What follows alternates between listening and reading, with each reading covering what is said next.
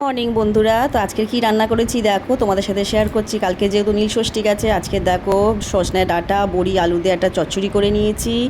আর এখানে আছে টক আমের ডাল, ঠিক আছে, আমের ডাল আর তেতোটা করতে না ভুলে গেছি জানো তো। আর এখানে আছে দেখো ভাত, রাকেশ খেয়ে সকালবেলা বেরিয়ে গেছে। আর চলো তো দেখো, এখানে আমি খাবার নিয়ে বসে পড়েছি, সব রকম খাবার দেখতেই পাচ্ছ। আর এটা হচ্ছে সেই বড়ি, এই বড়িটার গল্প আমি একটু পরেই করছি, তোমাদের একটু ভেঙে দেখিয়ে দিলাম, খুব ভালো খেতে বড়িটা, ঠিক আছে। এই দেখো, আর এখানে আছে আমের ডাল, আমের ঝোল। তো চলো খাবার শুরু করা যাক। খেতে বসে গেলাম দেখো, ঠিক আছে। কালকে দিন না খাওয়া আছে। এই আমের ঝোল ঢাললাম, গরমে এই আমের ঝোল পেট ঠান্ডা করবে, শরীর মন সব কিছু ঠান্ডা করবে। তোমরা কারা কারা কালকে নীল পুজো করে খেয়েছো?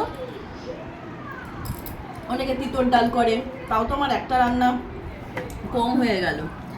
সেই জন্য আমার আজকে নিম বেগুন করার কথা ছিল না, আর করতে পারলাম না। ঘর ধরে একটু পরিষ্কার করছিলাম তো, ঝাড়াঝুড়ি করছিলাম। আর এই জিনিসটা কি বলো তো, এটা হচ্ছে আমাদের পাশের বাড়ি একজন আমাকে দিয়েছিল, বোম্বের বড়ি, ঠিক আছে, সব রকম মশলা দিয়ে, কিন্তু মারাত্মক ঝাল, চুই ডাঁটার মতন। আমার মেয়ে বলে, মা এটা কি চুই ডাঁটা? বললাম না, মশলা বড়ি, মারাত্মক গন্ধ, পুরো একদম কর্পূরের গন্ধ, সেন্ট ছাড়ে, খেতেও খুব সুস্বাদু।